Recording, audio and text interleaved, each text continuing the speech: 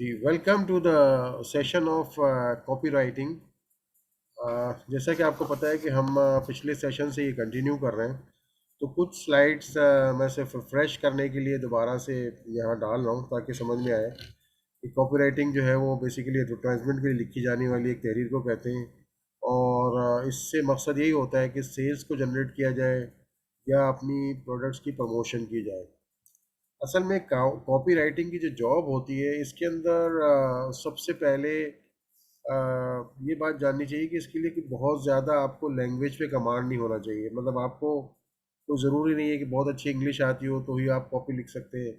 Copy writing basically एक art है जो कि सेल्फ सेपरेट है इंग्लिश का। यकीनन उसमें कुछ यूज़ होता है। अगर आप इंग्लिश में कॉपी राइटिंग करते हैं या उर्दू में करते हैं किसी और लैंग्वेज में करते हैं तो उसके बारे में मालूमात तो होनी चाहिए आपको।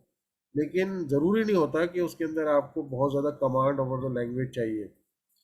दूसरी चीज़ ये कि कॉपी राइटिंग बेसिकली ये जो चीज़ है ये इसका फ़ायदा क्या होता है।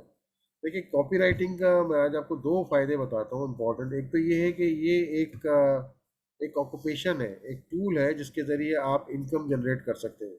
क्योंकि देखिए कुछ ऐसी इस किस्म की आपकी क्वालिफिकेशंस होती हैं जिसमें आपकी डिग्रीज को रिकग्नाइज करना पड़ता है, उसके बाद उसकी सर्टिफिकेशंस करनी पड़ती है, तभी जाके आप वो जॉब कर सकते हैं। और उसके बाद आप कुछ पैसे अर्न करते हैं इन टर्म्स ऑफ सैलरीज और वट। लेकिन कॉपी राइटिंग या इस तरह के जो डिफरेंट आर्ट्स होते हैं ये भी एक इनकम के टूल्स होते हैं। और ये सिर्फ इस पर डिपेंड करता है कि आप उस स्किल्स को कितनी अच्छी तरह इस्तेमाल करते हैं। तो इस तरह से देखा जाए तो कॉपी राइटिंग अगर आप इसको प्रैक्टिस करें तो एक अपने लिए एक एक इनकम जो है ना, एक ऐसी इनकम जनरेट कर सकते हैं जो आपके मुतालिक। और वैसे जनरली अगर आप जाके नेट पे गूगल करके भी देखें तो कॉपी राइटर्स जो है बहुत हाईली पेड लोग होते हैं कि किसी भी इसमें। लेकिन जाहिर सी बात है कि हर फील्ड में जाने के बाद आपको वहाँ पर अपना एक नाम बनाना पड़ता है, वहाँ पे अपना एक एग्जिस्टेंस शो करनी पड़ती है। देन ओनली आप जाने के बाद उसके बाद जाते हैं। लेकिन फिर भी स्टिल कॉपी राइटिंग एक ऐसी जॉब है जिसमें अच्छे पैसे लोग कमा सकते हैं। सेकेंडली ये था कि अब जो मैं आज आपको समझाने लगा हूँ कॉपी राइटिंग के बारे में और मुख्तलिफ चीज़ों के बारे में आज के टॉपिक में, तो आप में से कुछ लोग तो ऐसे होंगे जो कि इसको सीखेंगे, इस पे कोशिश करेंगे और हो सकता है इसके अंदर आगे चल के अपने लिए कोई इनकम का सोर्स तलाश करें। कुछ लोग हैं इसको जिसको जो इसको सिर्फ एज ए नॉलेज हासिल करना चाह रहे हैं, जो सिर्फ उसके बारे में जानना चाह रहे हैं। तो जो लोग इसको इस तरह नॉर्मली सिर्फ इसके बारे में एक मालूमात हासिल करना चाह रहे हैं कि क्या होता है और कैसे होता है, उनके लिए भी मैं इसके अंदर एक बहुत बेनिफिट है। वो ये कि जब भी कभी आप कोई प्रमोशनल फ्लायर्स या कोई एडवर्टाइजमेंट देखेंगे तो आपको अब आज के बाद ये अंदाज़ा होना शुरू हो जाएगा कि इसके अंदर जो जो एडवर्टाइज़र है इसने ये चीज़ें भेजी है हमें या प्रमोशनल फ्लायर भेजा है हमें, उसका मकसद क्या है। यानी वो बेसिकली हमें क्या दिखाना चाह रहा है अपनी प्रोडक्ट के बारे में, क्या हमें जो है इसके बारे में समझाना चाह रहा है। तो इसी तरह बहुत सारी चीज़ें आपको आहिस्ता आहिस्ता समझ में आना शुरू हो जाएगी, ठीक है ना। तो लेट्स मूव ऑन, अब नेक्स्ट स्लाइड पे जाते हैं जो कि हमने पहले भी पढ़ा था कि भाई सबसे पहले क्या होता है कि हमें पता होना चाहिए फंडामेंटल्स ऑफ कॉपी राइटिंग। सबसे पहले हमें पता होना चाहिए हमारी कौन सी ऑडियंस है। तो उसमें भी बात हुई थी कि ऑडियंस को किस तरह सर्च करना है। मसलन आपकी जो प्रोडक्ट है, फॉर एग्जाम्पल आपकी जो प्रोडक्ट है, मसलन अगर आप एक लेडीज सैलून को प्रमोट कर रही है, लेडीज ब्यूटी पार्लर को प्रमोट कर रही है, तो ऑब्वियसली आपकी जो ऑडियंस है वो लेडीज़ है। ऑब्वियसली इसमें जेंट्स शामिल नहीं है। तो यानी इस तरह के उन्हीं टारगेटेड ऑडियंस को आप टारगेट करेंगी, उन लोगों को देखेंगी।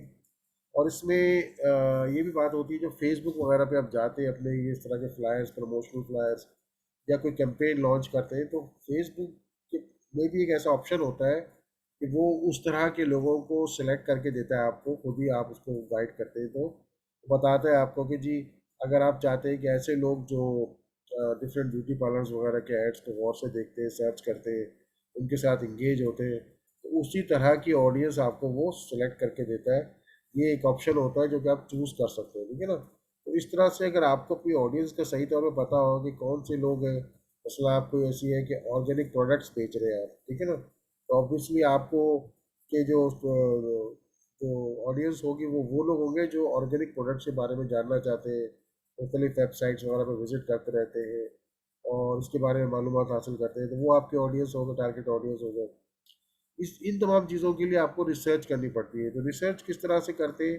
रिसर्च इस तरह से करते हैं कि भाई आप जाके चेक करते हैं कि अगर आप फॉर एग्जांपल आप ऑर्गेनिक प्रोडक्ट सेल करना चाह रहे हैं, या आप सर्विसेज सेल करना चाह रहे हैं, फॉर एग्जांपल आप कोई वेट लॉस प्रोग्राम लॉन्च कर रहे हैं, या आप होम कुक फूड लॉन्च कर रहे हैं, तो इन सब चीज़ों से के लिए आपको ये देखना पड़ेगा कि जाके सर्च करना पड़ेगा नेट पे कौन से और लोग ये काम कर रहे हैं, और जो लोग ये काम कर रहे हैं वो किस किस्म की टेक्निक्स यूज़ कर रहे हैं, किस किस्म के फ्लायर्स बना रहे हैं, तो उनसे आपको काफ़ी कुछ अंडरस्टैंडिंग मिल जाएगी, कॉन्सेप्ट मिल जाएगा। और उनमें क्या रेट्स दे रहे हैं, कितने रेट तक का वो अपनी प्रोडक्ट सेल कर रहे हैं या सर्विसेज सेल कर रहे हैं, उसी स्टैंडर्ड से अपनी प्रोडक्ट या सर्विसेज को आप रेट कर सकते हैं, ठीक है ना। तो ये बहुत सारी चीज़ें ऐसी हैं जो कि आपको रिसर्च में करनी पड़ेगी। तो उसके बाद सेलिंग का हमने एक रूल बताया था, वो मैं आपको दोबारा अभी इस स्लाइड के बाद दोबारा दिखा दूंगा। और इसमें बेनिफिट्स के मैंने बताया था कि बेनिफिट्स के बारे में बात करें, फीचर्स के बारे में बात ना करें, प्रोडक्ट की फीचर्स के बारे में, कि फीचर्स अगर बहुत सारे हो सकते हैं लेकिन उस फीचर से हमें जो है ना ज़ाती तौर पे क्या फ़ायदा होगा, ये बेसिकली वो उसके बेनिफिट्स होते हैं। फिर एक मैंने पॉइंट बताया था कि start with a bang. Bang जो है ना बेसिकली मतलब है कि ऐसे किसी सेंटेंस से शुरू करें जो कि एकदम कस्टमर को हुक कर ले अपने साथ, और उसकी अटेंशन को अपनी तरफ अट्रैक्ट कर ले, ठीक है। और आखिर में मैंने एक चीज़ बताई थी, कॉल टू एक्शन। ये चीज़ हम आज डिटेल से और पढ़ेंगे। अच्छा, अब ये फंडामेंटल्स ऑफ सेल्स में मैंने ये बात बताई थी कि पीपल, लोग जो होते हैं ना वो ये नहीं चाहते कि हमें कोई आए और कोई सामान बेचे, तो कोई चीज़ खरीदना नहीं चाहते, ठीक है ना। पहली चीज़ तो ये जहन में रखिए कि लोगों को कोई आज चीज़ आप सेल करने की कोशिश ना करें, बल्कि तो फिर क्या करें? तो ये बुनियादी तौर पर आप ये करें कि आप उनकी नीड्स को जो है ना, उनकी नीड्स को टारगेट करें। तो देखिए उनको किस चीज़ की ज़रूरत है और वो क्या चाहते हैं आपसे। तो बेसिकली आपको बजाय इसके कि उनको कुछ सेल करना है, बल्कि उनको आपकी उनकी नीड्स को सेटिस्फाई करना है। अच्छा, इसमें एक और बात मैं बता दूं कि अगर आप ये कॉपी राइटिंग और ये सब साइकोलॉजी सीख जाते हैं इन तरह से रिलेटेड चीज़ों की, तो इसमें सबसे बड़ा एडवांटेज और भी ये नहीं, इसकी इम्प्लीकेशन सिर्फ ये एडवर्टाइजमेंट में नहीं होती बल्कि आम जिंदगी में होती है। यानी जहां आप अपनी प्रपोजल लोगों को देना चाहते हैं और वो चाहते हैं कि वो आपकी बात को एक्सेप्ट करें, कोई ऐसी मैटर है जिसमें आप फैमिली एंड फ्रेंड्स हैं वहाँ पर, उसको कैसे पेश करना चाहिए, और आपको ये पता होना चाहिए कि क्या लोग क्या सोच रहे हैं, उनको ये बात किस तरह बताई जाएगी तो एक्सेप्ट कर लेंगे। इसी तरह से अगर आप जॉब इंटरव्यूज़ के लिए जा रहे हैं जहाँ अपनी सीवी दे रहे हैं, तो उस कंपनी को किस चीज़ की ज़रूरत है, उसकी नीड क्या है, उस नीड के मुताबिक आप अपनी कौन सी खसूसियात को हाईलाइट कर सकते हैं। ये पार्ट भी जो है ना आपकी कॉपी राइटिंग के अंदर ही शुमार हो जाता है, अगर आप इन सब चीज़ों को समझ लेते हैं अच्छी तरह। तो बेसिकली इनको, इस चीज़ों को समझने से इसकी मुख्तलिफ इम्प्लीमेंटेशन जो है ना निकाली जा सकती है, मुख्तलिफ जगहों पर इसको अप्लाई किया जा सकता है, ठीक है ना। इसके अलावा आपको पता है कि लोग जो है वो बहुत सारी चीज़ें जो परचेज करते हैं वो इमोशनल ग्राउंड्स करते हैं। मसलन इमोशनल ग्राउंड से मुराद ये कि भाई अगर आप वो अच्छे कपड़े खरीदते हैं तो आप अच्छा दिखना चाहते हैं, आप सोसाइटी में लोगों में अपने एक वैल्यू बनाना चाहते हैं, अच्छी गाड़ी खरीदते हैं तो आप लोगों में अपना स्टेटस बनाना चाहते हैं। इनका इमोशनल रीज़न होता है, ठीक है ना। तो या मतलब कोई ऐसी चीज़ खरीदते हैं जिससे अपनी फैमिली को खुश करना चाहते हैं। तो बहुत सारे रीज़न ऐसे होते हैं जो इमोशनल होते हैं। और बाइंग जो होती है वो basically not 100% on logical reason बल्कि ऑन इमोशनल रीजन पे होती है। और उसको लेने के बाद जब बाय कर लेते हैं लोग अपनी इमोशनल रीजन की वजह से, तो बाद में फिर उसके लिए एक लॉजिक क्रिएट करते हैं। तो ये चीज़ यानी कि हमें फिर उनको लॉजिक भी देना पड़ता है ताकि वो उसको यूज़ कर सकें। एनीवे, तो ये बेसिकली सेल्स के थे। तो हम शुरू करते हैं आज का जो हमारा टॉपिक है कि हम आज मैं आपको बताऊंगा कि एक प्रमोशनल फ्लायर जो लोगों को आप भेजते हैं वो कैसे डिज़ाइन करना चाहिए।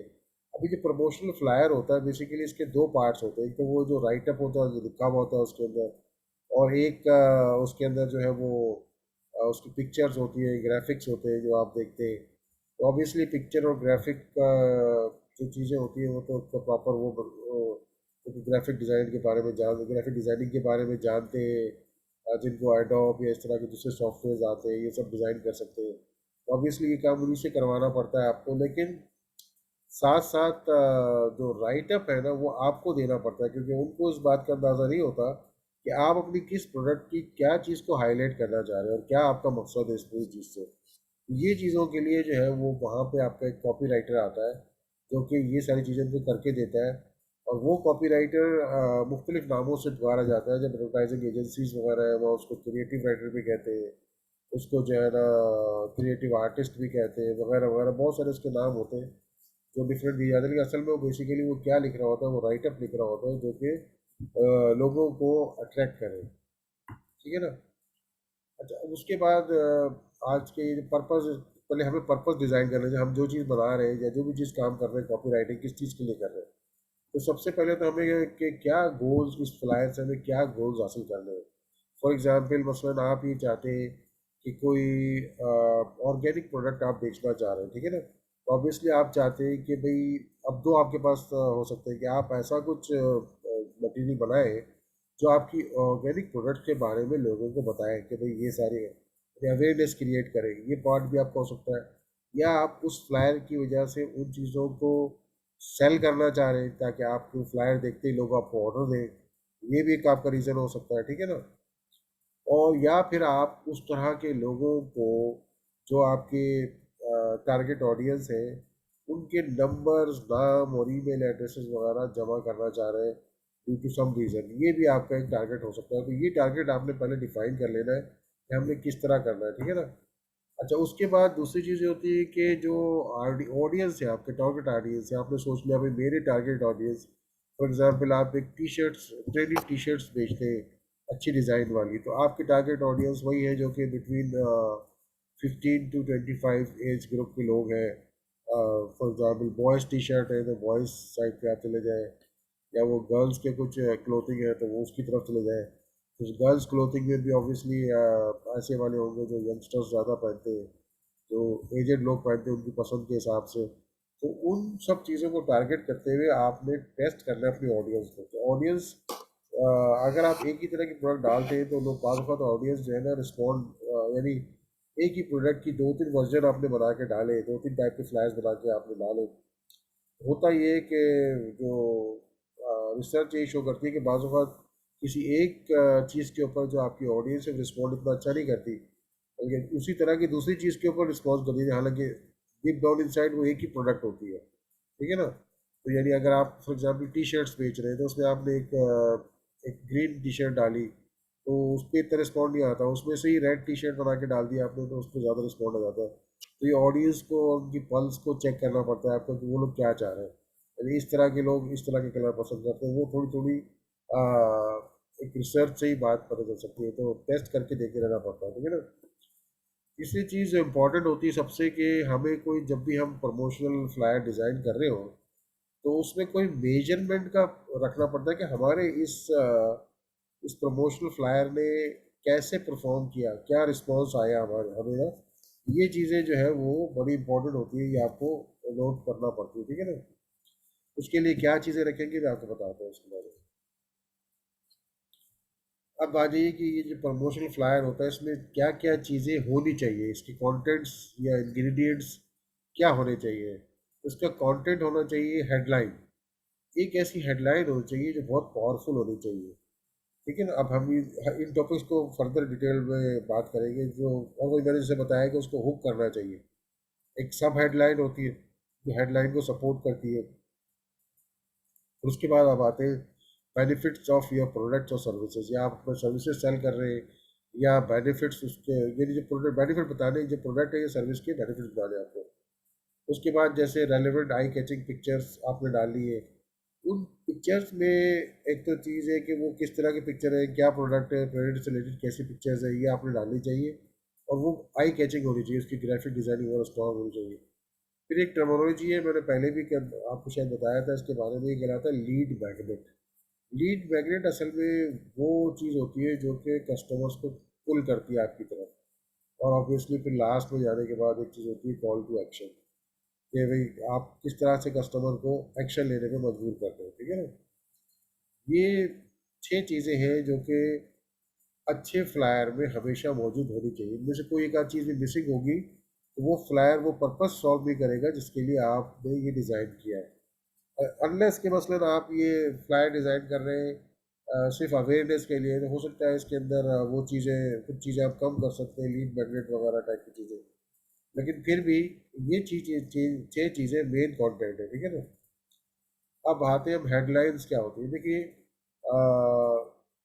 तो 70 to 80% जो रीडर्स होते हैं, जो हमारा फ्लायर्स किसी भी प्लेटफॉर्म पे जाके पढ़ रहे होते हैं, हमारी वेबसाइट पे, फेसबुक पे, इंस्टाग्राम पे, किसी और ऐसे किसी रेलेवेंट, वो सिर्फ जो है ना शुरू की हेडलाइंस पढ़ते हैं 70 to 80%, और उसके बाद वो स्क्रॉल कर जाते हैं, ठीक है ना। क्योंकि उसका इंटरेस्ट, अगर वो लोग समझते हैं कि अगर इसमें इंटरेस्ट नहीं है उनका, तो वो स्क्रॉल कर जाते हैं। तो ओनली यानी 20 to 30% लोग ऐसे हैं जो पूरा फ्लायर पढ़ते हैं, 20 to 30% सिर्फ होते हैं जो पूरा फ्लायर्स पढ़ते हैं, वरना 70 to 80% ओनली हेडलाइंस पढ़ते हैं। तो हेडलाइन इतनी पावरफुल होनी चाहिए कि वो उसको, जो भी आपका रीडर है उसको फौरन हुक कर ले अपने साथ, ठीक है ना। अच्छा, दूसरी बात ये कि हेडलाइन जो है ना वो सबसे पहले ऐसी हेडलाइन होनी चाहिए जो आपने फॉर एग्जांपल ये जो फ्लायर बनाया है, जिस ऑडियंस को अपने नज़र में रख के बनाया है, उनकी नीड्स क्या होती है। मतलब फॉर एग्जांपल आपने कुछ ऐसी, आप हर्बल मेडिसिन सेल कर रहे हैं, हर्बल मेडिसिन की बात कर रहे हैं जो शुगर पेशेंट के लिए डिज़ाइन की गई है, तो आपको ऐसे लफ्ज़ इस्तेमाल करने पड़ेंगे जो कि, समझो प्रॉब्लम्स होती है शुगर पेशेंट्स की, कि दे फील लेथार्जी, वीकनेस, ठीक है ना। तो इस तरह की चीज़ों को आपको कवर करना चाहिए, और उस उनको टारगेट करके उस हेडलाइंस को ऐसे डिज़ाइन करना चाहिए कि कोई देखे, अगर शुगर पेशेंट उस टारगेट उस वाले फ्लायर को देखे, तो फ़ौरन उसको पूरा पढ़ने की कोशिश करें। इसी तरह से अ, जो मैंने बताया कि हेडलाइन को ऐसे डिज़ाइन करना चाहिए जैसे कि आप कोई क्वेश्चन पूछ रहे हैं, अपने रीडर से कोई सवाल पूछ रहे हैं मसलन, और वही सवाल जो है बेसिकली उसी में वो कस्टमर की जो है वो जो ज़रूरत है उसको टारगेट किया जा रहा है, उस कस्टमर को टारगेट किया जा रहा है। For example, do you want to do you want to get, यानी for example do you want to get more customers for your business, ठीक है ना। आप अपने बिजनेस के लिए ज़्यादा कस्टमर्स तलाश कर रहे हैं, ठीक है ना। और इसी तरह से do you want to look more elegant and beautiful, अगर आप कोई क्लोथिंग सेल कर रहे हैं। इसी तरह से कोई भी इस किस्म का सवाल, ठीक है ना। Are you fed up of trying organic products, आप लोग मुख्तलिफ ऑर्गेनिक प्रोडक्ट्स को ट्राई कर रहे होते हैं लेकिन वो अच्छी नहीं निकल रही होती, इस वजह से, या जो भी उनकी नीड है उसके हिसाब से जो है ना, stop looking for stop looking for more, इस तरह की जो है ना कोई स्लोगन्स डाले जा सकते हैं हेडलाइन में जो कि हुक करें, ठीक है ना। तो उसके लिए आपको क्या करना पड़ता है, सारे आपके सामने अपनी प्रोडक्ट के फीचर्स, उनके बेनिफिट्स, कस्टमर के नीड्स, इस सब की एक लिस्ट मौजूद होनी चाहिए। उस लिस्ट में से देखकर, अब जिस प्रोडक्ट के बेनिफिट को या सर्विस के बेनिफिट को आप हाईलाइट कर रहे हैं, उनके लिए कुछ कीवर्ड्स आपको सिलेक्ट करने चाहिए, ऐसे कीवर्ड्स जो कि आप समझते हैं कि लोग उसको सुन के थोड़ी देर के लिए रुक जाएंगे, ठीक है ना। जैसे जो, और फिर वही बात है कि वो वर्ड्स ही होंगे जो कि हुक कर लेंगे कस्टमर को। जैसे like secret of saving money, कि सीक्रेट जो है वो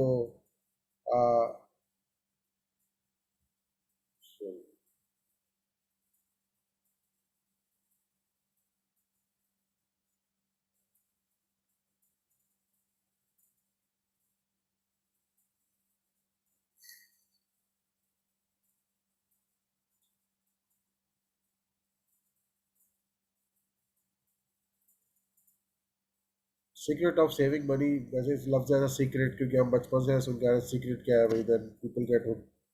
little known technique to lose weight, little known technique to lose weight, ये ऐसा एक लिटिल नोन करके एक लफ्ज़ आ गया।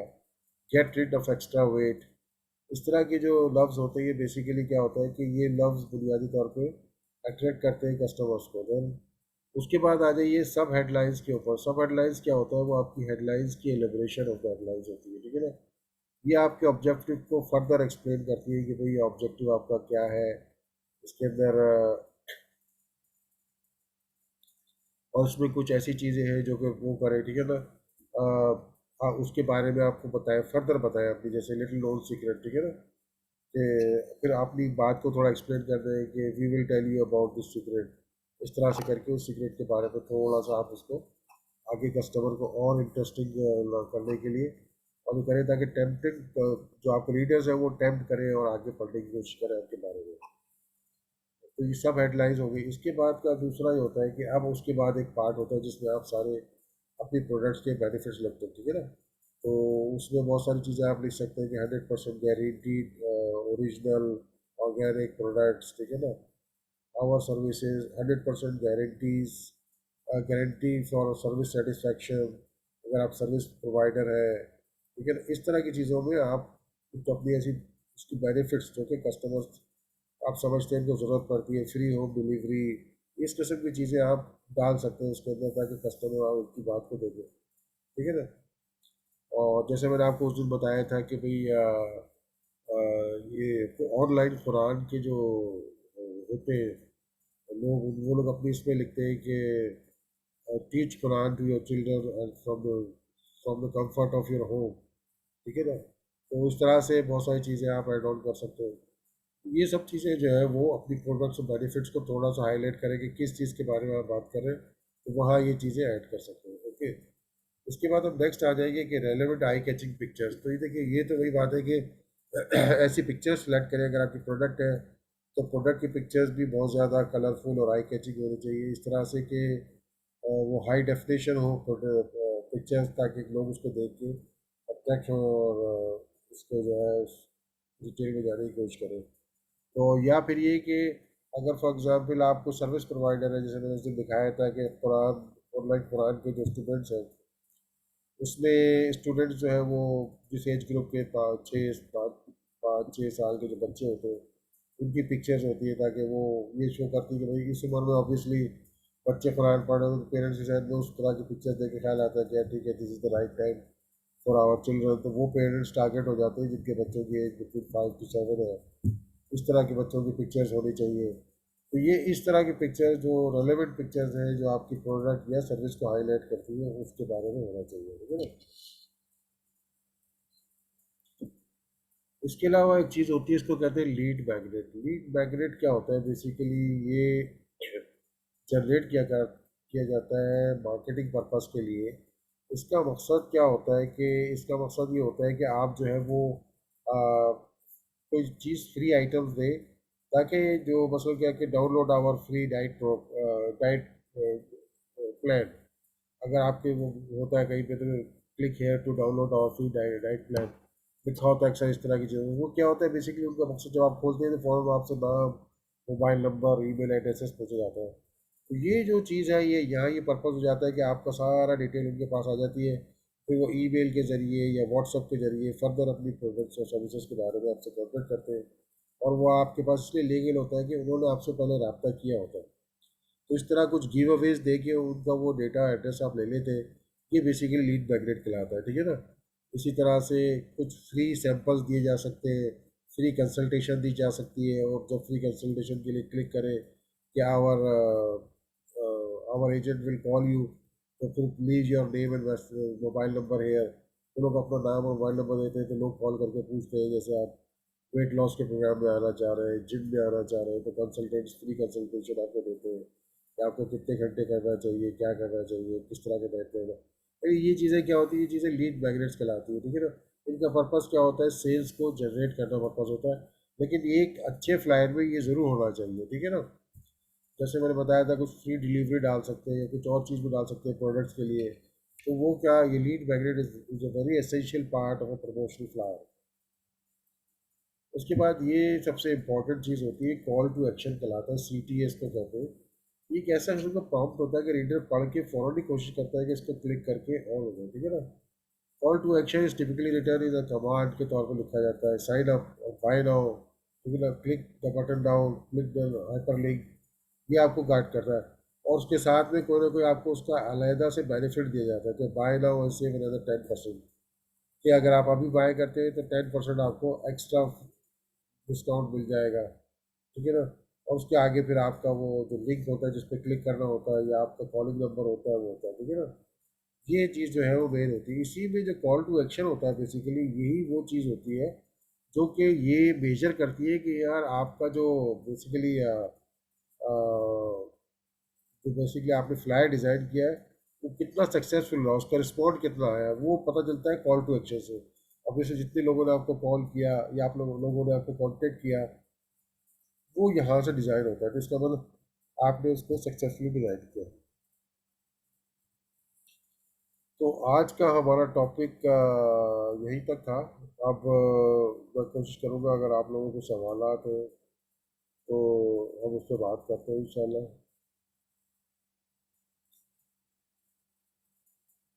और मैं कोशिश करता हूँ कि इसको रिकॉर्डिंग को भी स्टॉप कर देता हूँ इंशाल्लाह।